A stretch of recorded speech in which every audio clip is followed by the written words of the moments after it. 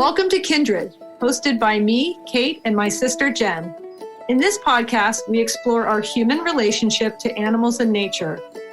The abrupt human disconnect created by the pandemic, like for many of us, turned my world and business, Otis and Roo dog collars, upside down. But it also emphasized the critical need in myself and others to reconnect to animals and nature for our overall well-being. Join us every week as we interview scientists, conservationists, animal advocates, authors, and many others. In connecting to our world, we also connect to compassion, empathy, and understanding. How can we see ourselves as not separate from animals and nature, but as a part of an active ecosystem? Welcome to Kindred. Thank you so much for joining us. How are you today, everyone? And how are you, sister? Good morning. I'm excited that we're finally here and launching episode 1. This has been a long time in coming. Yeah, me too. I am incredibly excited, incredibly grateful. Can't wait to share all of the interviews we have for you guys and the incredible experiences we have had through listening to our guests. And can't wait to share that with you. And a little bit about how Kindred came about in 2020 spring, like everybody else. My business, Otis and Roo dog collars, was shut down. And through that business, I give back to animals in need. And when we shut down, it meant that there was just nothing happening, no markets, no on the ground selling. And it just suddenly, there was a void. And I had to rethink and sort of refocus on where I wanted to take the business, which ultimately was online. And I also felt this deep call to create a platform where I can have a larger voice and ultimately to start a conversation that will help not just our own human well-being, but those of animals and nature. And so that's how Kindred came about, through a lot of work and a lot of incredible research and finding just the most amazing humans who are doing the work to pretty much save the planet. And you and I, Jen, have talked about how we want to also learn and listen, and how can we change our everyday life, and not just our, the call to action that we can take, but also our mindset and change our understanding and just get reconnected to this innate connection that we were born with, and try to, I guess, for me, learn how Mother Nature has this all set up in a way that if we can reconnect and understand, just how can we be a better support? So this is Kindred today. Yeah. And I think a huge part of it, the same as other people are doing in 2020 and 2021, trying to amplify the voices that have not been heard prior, perhaps, and that are very important to hear. And I think that's a huge part of what called me to this, is that it's a way to amplify those voices. It just hits you right in the heart. Yeah, it really does. It's an emotional experience. And there's often times when you and I are done speaking with someone that we're just blown away and our hearts are changed. And it's incredible. And one way to contact and be in contact with us a little bit more is through our website. So if you want to drop us a message or like a topic you'd like us to cover, anything, go to kindredpodcast.co. You can find us there. You can also find links to our social media and Patreon page, and all of that is also on the website. And all our links are going to be in the show notes. So if you can too, after you hear this episode, please get on and rate and review and subscribe, and you can subscribe to anywhere you listen to your podcast. So that would be amazing. And leaving a review is super easy. You can even just touch these 5 stars or the stars, hopefully 5 stars. Please touch 5 stars. Please just, it's instead of doing 1, 2, 3, 4, 5, just hit the last one and it goes right to 5. It's super easy. And also you can leave any kind of comment. It could be like, I love ponies, or anything you want. It doesn't have to be a long drawn out review. So that would be amazing. If you guys could do that. Thank you for that in advance. Now we want to get to introducing our first guest. Today we are talking to an archaeologist out of UCL London. So that's University College of London. And her name is Charlotte Frierson. And today we will be talking to her about her connection to her dog. She has anxiety, and she got her dog Indy, who I actually came across on Instagram. So you can find Charlotte Frierson through her dog Indy, which is archaeo underscore whippet. So it's ARCHAEO underscore whippet, like archaeology, but archaeo. And his name is Indiana Jones's Whip, which is hilarious and adorable. But Charlotte is, she is the student recruitment and experience officer. Also, she's the field work and placement coordinator and careers tutor. So she does a lot at the college there. And today she is going to link the very long-standing relationship we have had with dogs, starting with man and wolf, and how that relationship connected and grew, and then to man and dog, taking us 50 or 58,000 years ago to present day, and living in a big city with an anxiety. She's a representation of how that bond and that relationship has evolved. So we're really excited to talk to her. Let's head over to the episode and hope you guys enjoy it. Charlotte Frierson, hello, how are you? Hi, how are you? I'm well. Yes. I am doing well. So I just wanted to start with you introducing yourself and telling us a little bit about you. Okay, I'm Charlotte Frierson. I work currently at University College London in central London. So imagine most people know the British Museum. We're about 5 minutes walk from the British Museum. So as an archaeologist, I'm basically living everyone's dream. I have an undergraduate in archaeology and a master's in human evolution and primate behaviour, which was quite a segue. And then I did some other stuff, and now I work at the university with students. And yeah, so that's me. Yeah. Nice. And where did you grow up? So I was born in Essex, and for anyone in this country knows Essex as kind of, well, let's say we're known as Essex girls, which isn't necessarily a good thing. I've heard of Essex girls. Mm-hmm. Yeah. I think it's a good thing. Yeah, I mean, we drove through Essex in Maine a few years ago, and I was like, Essex! It wasn't quite the same.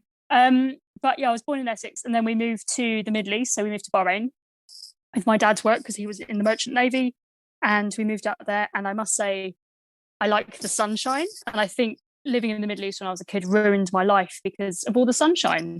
And then we moved back to the UK, and it was horrible because there was no sunshine and it wasn't hot, and I like heat, and I'm kind of small and quite thin, so I really like the heat. The cold just I feel I'm like a whippet. I hibernate. So yeah, we lived in Bahrain, and it's I know we might chat more about it, but archaeology in Bahrain is really amazing, and it's where I kind of got the love of archaeology from. So yeah, we lived there, and then we moved back to Essex, went to school in Essex, did my first archaeological dig in Essex. Then I went to London for a year, and now 20 years later, I'm still here. So yeah, I think my upbringing was it was lovely. If my parents are listening to this, it's true. I loved my upbringing, loved being a kid, and I'm still a kid. I think at 39, I'm still playing with Lego. So, That's great. Yeah. So what was it like to be a little one in the Middle East? What did you do as a little Charlotte? Cripes. I basically went to like a Montessori school, so there was a lot of eating of crayons and feeling learning, it was the most amazing time because you get off the plane there and the heat hits you, and then you walk around in a caftan. I never had any shoes on, so I've got completely flat feet. Genuinely, didn't wear shoes. And it was the most wonderful 3 years. We only went to school in the mornings because it was too hot in the afternoon. So we went swimming in the afternoons, went to the beach, did gymnastics, ruined my hips. Yeah, and it was magnificent. It was the best childhood. Well, that actually sounds incredible, to not wear shoes and be warm in the desert, I'm assuming. Yeah. I mean, the island's only 3 meters wide, tiny. 3 miles. You are small. You said you were tiny. I'm tiny. I'm like a hobbit. No, the island's only 3 miles, wherever it is, square. I don't know. It's a very small island. And it's very rich in archaeology and rich in history. And you go to the desert and you see old, they're called Dillman settlements. So you see a lot of that out there. And I've got a photo of me when I was about 3, Converse trainers, archaeology, Indiana Jones hat on, like exploring the ruins. Probably shouldn't have. They look very dangerous, but I was one of those kids. You're fine. It worked out. Crayons and dangerous, free spirit children. Looks like it turned out really well. Yeah. So it's how I'm so healthy now. Just eating crayons. They say it's bad. You've proved them wrong. So do you think that was sort of a basis for you that led you to archaeology, or is this just something was already in you? No, it's definitely the basis. I remember coming back to the UK and being miserable, and I was in the car with my dad, and I looked on the back seat and there was a VHS, so video cassette of Indiana Jones and the Temple of Doom. And I remember thinking, he knows me, he knows what I want to do. So it was going around all the old settlements and in the desert and pretending to be Indiana Jones in the Middle East that I think made me just want to get involved in history, but also working outside. I've never been much of a indoors person, so yeah. Wow. Yeah, that sounds incredible. That's amazing. So here you are now in London and doing your archaeology, and I wanted to switch gears just a little bit to how you got Indy, who I see behind you curled up and snuggled and is very distractingly cute. Tell me a little bit about living in London and school, and how that sort of led you to Indy. Well, so when we came back from the Middle East, I always wanted a dog. And in the Middle East, I wasn't allowed a dog because no one really has dogs. And we came back and my parents were always like, no, we're going to move abroad again. Like flash forward like 20 years and we never moved abroad again. They have, on the side, they did, but I didn't. Right. Obviously, when I was an adult, they didn't leave me here as a kid, which would have been cruel. Anyway, so when I lived in London for so long, and then we moved into a flat that we kind of own, which is nice. And the first thing I thought was, okay, we can get a dog, because here it's, the rental contracts all say no animals, you're not allowed to be happy. So as soon as we had a mortgage, I thought, well, we might as well get something good out of this. So we looked into getting a dog, and at the same time I was thinking more and more about things like anxiety, and I don't have kids, so taking care of things, sorry, he's now dreaming behind me and still kicking me, and I just thought, what would make life in London better? And London's a great city, but it can be quite overwhelming. It's noisy, it's busy. It's been weird during lockdown because it has been quite quiet and the traffic's been minimal and the air's been nice, but I just thought, what would make London better? And to be honest, that was a dog. So that led me to this pooch. Yeah, I mean, Jen and I have 2 dogs and she's now got 1 dog, but it's the balancing of them that changes life. So you got Indy to sort of help manage and sort of help you work with your anxiety then? Yeah, I went to the doctors, I guess it was about, 6 years ago, something like that. And I was chatting to them about anxiety and how, London and all of that stuff. And they just said, have you ever considered therapy dogs? And I was like, what's that? So I had to look into it. And so there were quite a few academic articles and research into how dogs, as you say, change everything, make everything better. And also I have so OCD, so checking doors, checking everything's off. And they were like, well, maybe take your mind off things, rather than medicating, let's try a dog. And obviously this isn't for everybody, my anxiety isn't that severe. Clearly I was in that massive rut. And yeah, so they suggested a dog, which for me was just like, all right, cool. Yeah, right. You've been waiting for that permission for a long time. Yeah. I mean, if they'd have said, I don't know, go get anything else, but so that led me to thinking about dogs. And then because I enjoy research, I did a lot of research. Like these people at the moment who are buying puppies, just buy a puppy. I've got a photo of before we got indie with a notepad and copying things out of a book, like, okay, so what kind of dog should we get? We've got to get one that's good in flats because we live in a flat. Got to get one that's like, quiet. And it was like, Whippet. Everything led us back to Whippet. I even Googled best dog to have in a flat in London. Number 1 is a Doberman. I was like, the silent killer. Let's not get one of those. They don't bark. They just, they scare me. And number 2 was a greyhound. I was like, well, we've got a flight of stairs. I'm not carrying a 30-kilo greyhound up the stairs yet, although I might do soon. So yeah, that led us on to Whippets, and they don't bark. Well, he doesn't. And I mean, the only thing is they can be quite anxious, which is ironic that my anxiety dog is anxious, but Well, but then you focus on him instead of you. Yeah, though.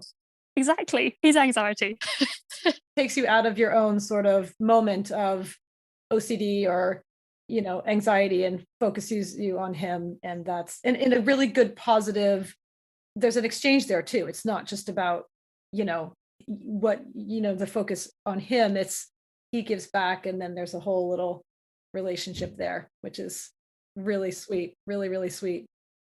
So I want to switch gears a little bit and talk about you and archaeology. And you've been recently down some rabbit holes in context to man and canine, and how this relationship that we're talking about now actually all came to be. How did this all start for us Homo sapiens? I'm going to let you, I don't know the big words. So how did this all start for us? Yeah. Humans? So it seems like when you look back at evolution, and at the moment, I think most of it is focused on Homo sapiens, but there is some chat around Neanderthals, so Homo neanderthalensis. Okay. And they're the country. Mm-hmm. They're the crew that was before us type thing. They were, so it's a bit confusing, but Neanderthals were around the same time as us, so they're technically our cousins. Okay. Mm-hmm. But they went extinct when we came, when we were kind of evolving into Homo sapiens. Oh, we just shoved them right out of the way. Yeah, there's a lot of research going on that's trying to prove that we didn't just kill them all. Okay. Oh, how surprising. It's a bit awkward. But in this country we've also got Homo heidelbergensis, and they were prevalent across the south of Britain, so like post Ice Age.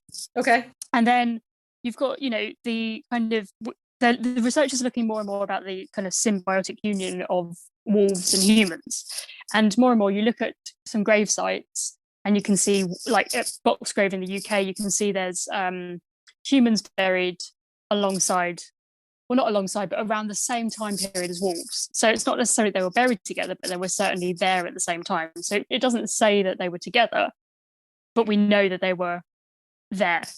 So whether they were living together or not. And what kind of year is this we're talking about? Like Boxgrave is about 100,000 years ago. Okay. So let me just check I'm really bad at dates. So you're talking like early Pleistocene, I think. I'm going to get in so much trouble when I get these dates wrong. But you don't see them. Obviously, there's no writing, so you don't see anything written about why people were doing things or how. So we're going completely on, human remains, artifacts, other remains. And it's not until, and this is where I have to check my notes, it's not until around the upper Pleistocene, so around 58,000 years ago, so that would be Homo sapiens, that they start finding graves with dogs in. And there's a famous one from Germany now that looks like 2 graves, and there's been a dog that's been buried with them, which is a puppy who had, I think, parvo. Oh, wow. And they've clearly cared for that puppy. And now we're talking about dogs, of course. So, Right, okay. you know, we're seeing the evolution of humans alongside the evolution of wolves to dogs. Wow. And there's a lot of discussion around that. And, you know, did wolves live with humans? So maybe the more passive wolves, maybe the wolves that would, you know, like to be fed by humans. Because, you know, we have this kind of innate desire to feed things. You know, when we were in the woods the other day, there was a crow looking at us. And my friend started trying to feed the crow. I'm like, what are you doing? She was like, crows remember. And then crows are kind to you. I was like, okay, so we're going to domesticate crows? Brilliant. Let's take a crow home. Right. But it's that kind of thing. If you continually feed, say, wolves, and then over the generations, they get more and more accustomed and more, you know, easy living with humans. And then you end up getting something like the dog that's sitting behind me whilst I sit on the floor and he's on the couch. So, you know, that evolution makes short. 100% sense. Yeah. Back to these 2 people that were buried with their puppy. How did they find them? What did they find the humans with? How did they uncover them? So it was an excavation in Germany, and it was a grave site. So it was 2 children. Don't kick me. So yeah, it was 2 children. They appeared to be buried with.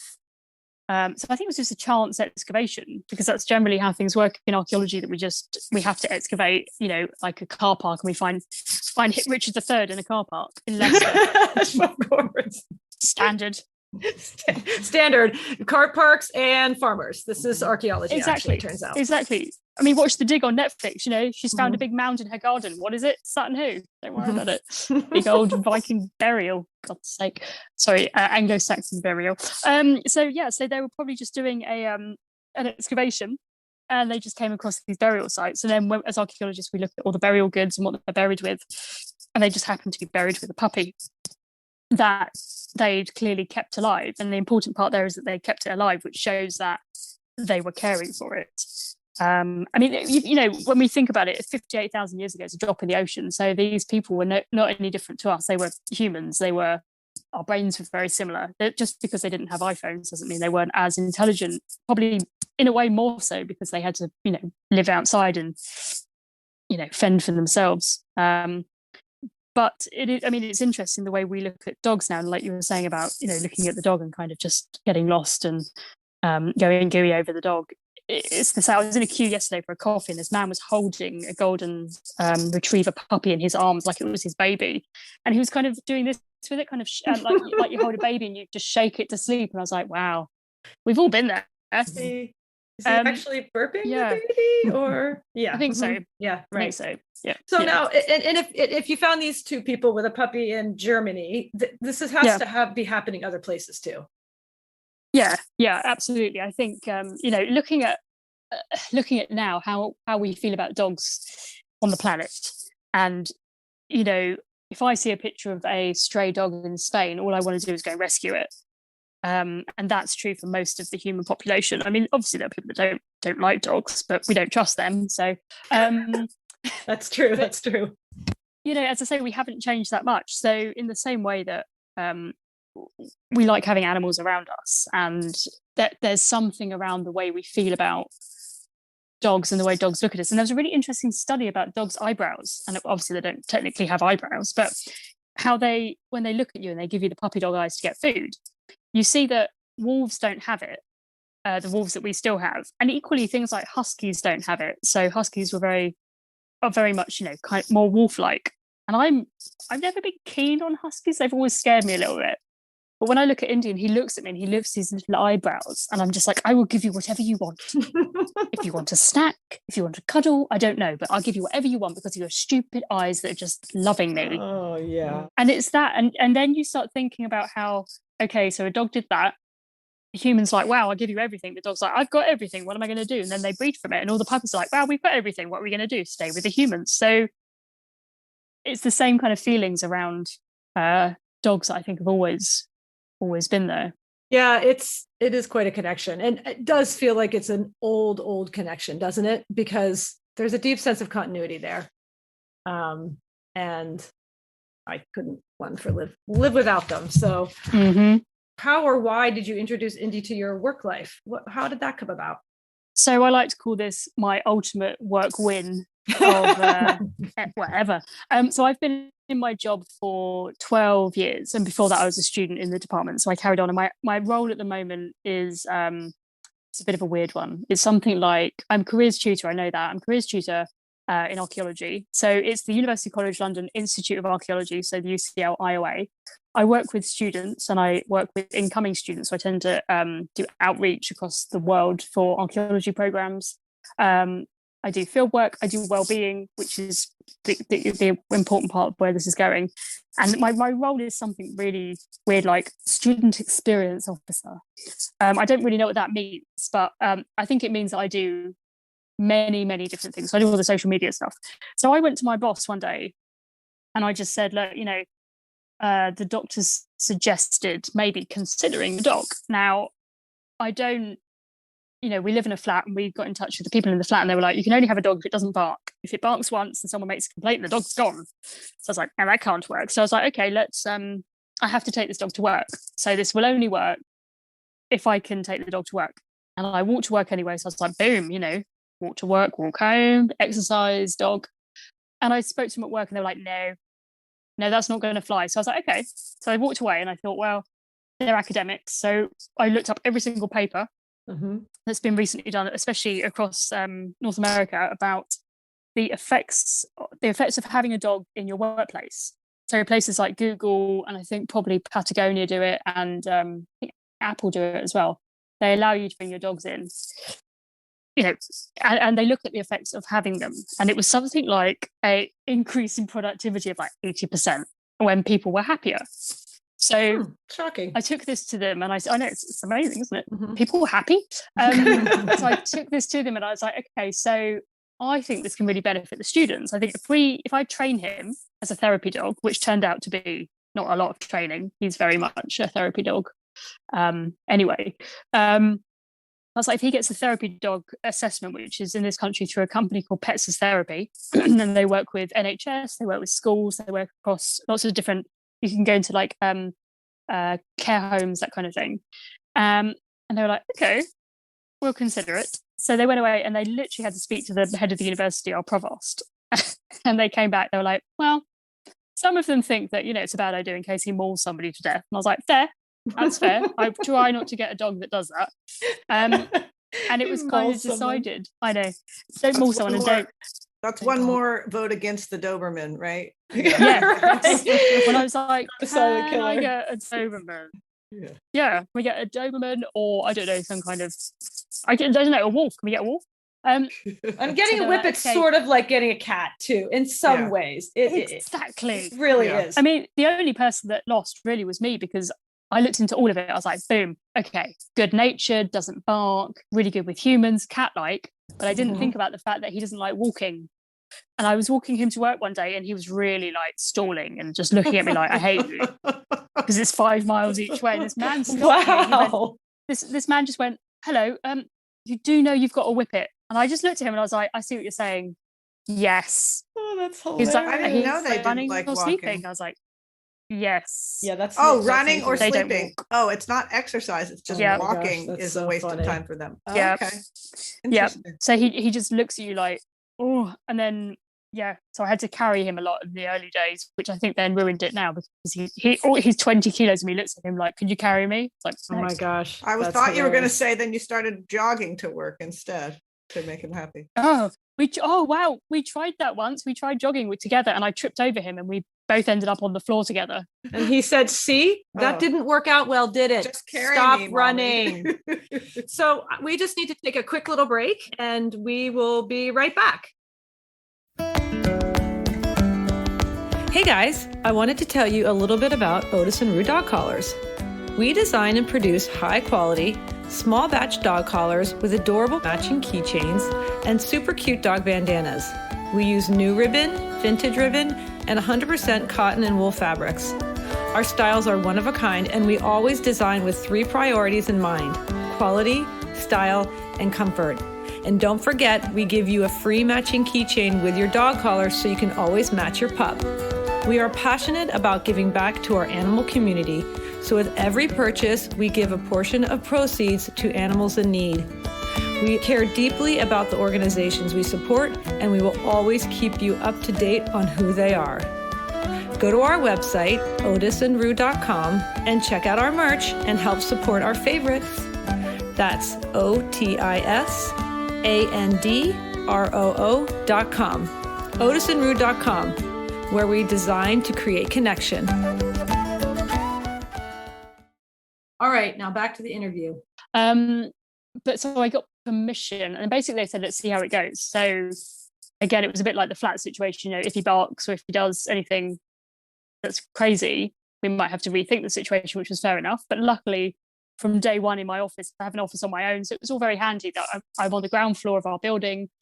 I have an office completely on my own. We thought about things like allergies. I mean, the number of things we've written, health and safety documents, we've written risk assessments around him about, what do we do when people have allergies? I mean, luckily, he's not a dog that sheds. He doesn't lick anything. So he doesn't really lick people. Whippets are, as you say, cat-like. They're not exactly those dogs that run up to you to say hi. They're more like, if you have food, I'll consider it, but you'll probably have to come to me. I mean, when people come into my office, they knock and he doesn't even get up. He doesn't look. We have no problem with the postman. He's that kind of dog that's just like, oh, no, it's not worth it. And you watch his head, you watch him tick over, like, is it worth it? Is it worth it? No, I'm just going to sit here. He's a really funny guy. But so the idea was that we support students through it. And luckily it was around, I say luckily, not luckily at all, but it was around 2016 that we got him. He was born on the 4th of May, May the 4th, if you will. And I had him in work from July. And then June time was when Brexit happened in this country. Oh, right. So all of our students who were pretty devastated, as were we, were like, can I stroke your dog? But yes. So right from the get-go, and a series of events happened, as we know, through 2016, 17, 18. And the number of students that literally come to my office and say, I don't need to talk to you, Charlotte. You carry on working. I just want to stroke Indy. And they'll sit on the floor in my office and stroke him. And within a couple of weeks, it became very clear that he was pretty popular. I'd never had so many people in my office. And then we started doing therapy sessions at UCL. So we'd they got involved more with the pets as therapy, so they'd get more dogs, and we'd be there, especially around exam time. People would finish their exam and then come over and stroke the dogs. They'd get an excitable spaniel or something, and then there'd be Indy for the people that wanted to stroke a cat dog. And yeah, so it's been going well since then. And whenever I'm in work, he's with me. He obviously, by creating this monster, we've now got a dog with separation anxiety because he's never been without me. Yeah, so he doesn't bark. He's the perfect archaeology dog companion. And I think we've got some students because of him. As it should be. As it should, exactly. It sounds like UCL quickly realized the real value in and certainly students, what an effect that must have to be able to come, and if they're missing their dogs from home, or they just the what happens in the brain, the neurology of what happens, and the chemistry that happens with our bodies, just to be with an animal is so comforting and calming. I think it's incredible that you've done that and introduced that, and it's just so.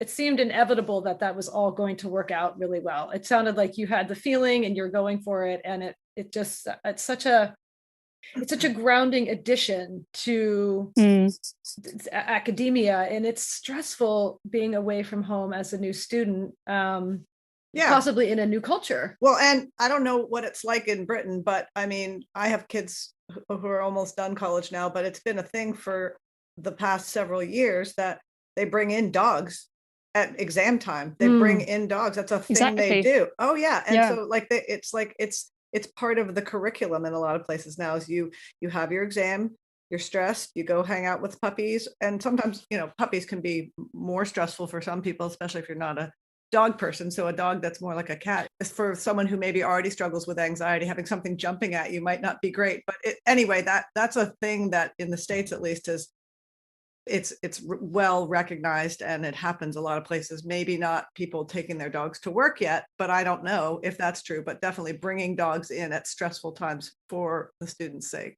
Absolutely. And they have seen the effects are so positive. Yeah. Yeah, they're the when I was looking for the academic papers around these studies, they're all North American studies around it. So that was one of the really the big reasons that UCL were happy with the idea, was because he was going to be across UCL kind of dog. So he's even been to he does staff therapy as well. So my partner works at the British Museum, and he's been into, not the British Museum galleries because that's not allowed, but he's been into like the staff quarters, and we've had staff just come to say hi to him. And it's the effect I find incredible. And some people obviously don't like dogs. I'm acutely aware that people don't like dogs, but he doesn't jump up. So, and we keep him away. And I always say to people, if you don't like them, just tell me. I'll keep him away from you. It's not a deal breaker. You don't have to touch the dog. Exactly. But yeah, no, that's amazing. So how overall has Indy inspired you, connected you to yourself, other people, your environment? What has he done for you in terms of balancing your life? So he has made me, probably some people disagree with this because they know me too well, but I'm 100% in my eyes less neurotic. I see myself as being much calmer, but also much more likely to just get up and do something. So in the past, as I say, it would be like, are all the windows shut? Now, if he's standing by the door, we have to go out. So you start living through them, and everything gets more structured, which I really liked as well. So especially, thinking about it, retrospectively, having him before COVID, and then during our lockdown one, you were only allowed out. It was really, it seems so long ago now, but you weren't allowed out unless you had a very good reason to be out. And obviously, if I've got a dog and no garden, we have to go out because he cannot use the loo. He does not have thumbs. So we have to go out. Exactly, not yet. So I have to take him out, and that routine of you go out every morning, you have to get up and you have to go out. And it got to the stage before him that I'd wake up in the morning and I'd be like, okay, I'm working from home today, because I just couldn't face going to work. I couldn't face going out, and I'd sit around in my pajamas and do work, but there was no reason to leave the house. And that got problematic, alongside things like anxiety, although they all go hand in hand. But then having him, you have to. There's no choice. There's no like, oh, I feel a bit rubbish today, I have to go out. I have to take him out. He's not exactly stressful. As I say, we've been out once for a half an hour walk, and now he's so very tired. But I mean, he's so simple. From having dogs, they don't know about COVID. They don't know about politics. So when we're all getting upset and angry and furious at how the world's just on fire, and the dog's like, I'd like some food now. I'd like a cuddle. Please take me out. They're not thinking about politics. They just want you to stroke them. And I think that's so pure and so something we could just, I used to be quite relatively ambitious. And now I'm like, in 5 years, I'd like to be living in Wales or Scotland, to have him, a donkey and a goat, and to live off the land. Oh, goals. Well, and they're so in the moment. I feel like that's a thing for some of us who tend to want to control everything or plan or be prepared for any eventuality. We have to stay in the moment a little bit with them. We can't get too inside our own heads, and we have to put ourselves out for them because they do need us. So we can't just be like, I'm too depressed to take you out today. We'll do it for them because we love them. You're right. It's so living in the moment with them. And we could all when you're beating yourself up at 4 a.m. about something you said in a meeting the day before that you can't do anything about now. It's happened. It's gone. Just forget it. And we could learn from dogs in that way to just take the pressure off ourselves. So I just want to wrap this up, but I want to ask you first, though, this bigger conversation. Why do you think this? Obviously, we think this is important, but why do you think it's important in terms of your and our connection to really understanding the deeper underlying connections that we have to dogs and animals across the board? Really, I mean, why is this important to talk about? I think, at a massive level, when we think about climate change and the way we have impacted the planet. I mean, I studied, primates at university, and the reason I got into that was because of orangutans. And obviously the deforestation in places like Borneo and Sumatra. And you see those films of orangutans fighting with the diggers. And I can't even, I well up saying it out loud. And it's like, you look at an orangutan's face and you see, intelligence, and you see the amazing things that are going on. And we're like, we have wrecked your planet, dude. And we're doing it to all the animals. It's our fault. Whatever anybody's thoughts on climate change are, we are having a negative impact, and we are speeding things up to a point that is obviously hugely damaging and world ending. That's not my dog's fault. He doesn't do that. He breaks wind sometimes, and that's a bit of methane. But apart from that, he's not doing anything wrong. He doesn't use plastic. We even have a hard dog soap, which he insisted we got because he doesn't agree with plastic. But the point is that we are, we're in charge of so much. We're custodians of this planet, and we have all these animals, and we're just ruining it for everybody. And I think when you look at it like that, and you think, God, we have these amazing things, and yet we still want more. We still want more cars, or we still want, jumbos or bigger houses. And yet I feel very happy. As I said, I just want to live in a house. I don't want a big house. I don't want for much. I just really love the company of a dog and other animals as well. So I think the more we connect to nature, and the more we understand that we have this impact, the more likely we are to have the chance to make things at least slightly better for the next generation, and to give them the opportunity to see orangutans, or to live with dogs, or to have a positive impact somewhere. And I think we only do that by interacting with nature. I think that's why it's important that we actually take the time to think about what we're doing with this planet. We all know during the first big lockdown, emissions in London went down, the lack of planes, that the world was suddenly a bit healthier very quickly. And it was so quick that the impact was seen. That's the really big thing. All these people are like, oh, we can't do anything now. It's like, well, we can. And that's just, and having that, having an animal. Also, the other thing about having an animal in the house is that I just think, God, he's just like a step away from a wolf. Mhm. I'm basically sitting next to a wolf. Right. Clearly. This is a wild animal in my house. I also find that really exciting. Like I'm some kind of Nell or Dr. Dolittle type. So I just think that we can really relate more to what's happening in the world by looking at animals. Yeah.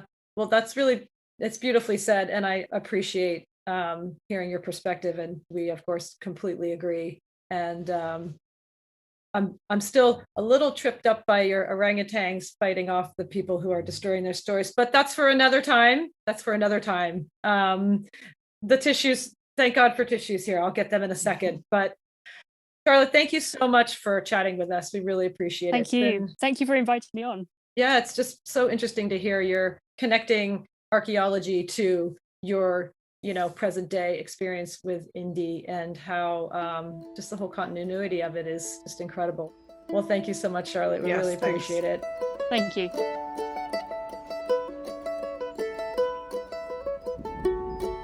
All right, guys, this is the takeaway portion of the podcast. So we just wanted to talk a little bit about how we felt about the interview and just how great Charlotte was, right? Yeah, she was so funny and so interesting, and so, I don't know, she's just such a breath of fresh air. I feel like I could have just sat and listened to her stories for a long time. I just wanted to go over just a couple things that I thought were significant and resonated for me, and I think for both of us, and the podcast for sure. Just her highlighting just the huge benefits that Indy has had in her life. It's not just a nice story. It's actually real science to me, and the way it's changed her life, I just found inspiring, and also sort of the empathy for herself that it also created dealing with her anxiety and her OCD, and just the patience and sort of the forgiveness that she has cultivated because of choosing to get Indy. It seems like what I was taking away from her talking about that too was just how that has destigmatized her anxiety for her too. It's just like, well, this is just what it was for me, and she can talk about that in a way that allows other people permission to have it feel less of a stigma, which I thought was it was like, she didn't say it in those words, but it was sort of an undercurrent that I felt like, oh, that's just the permission that allowed her. I like that too. No, that's really sweet. Yeah.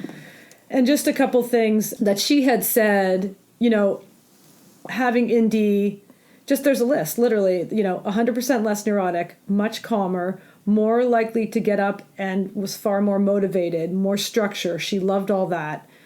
Getting into the city for walks, discovering parts of London and the woods that she didn't even know existed for the first 16 years of her living there. And the routine, you know, got her thinking outside of herself, like you were just saying, and learning from his simplicity, letting things go. Yeah. I thought was such a great point, and more focused on her well-being and able to be in the moment in a positive way. And you guys talked a little bit about that. Yeah.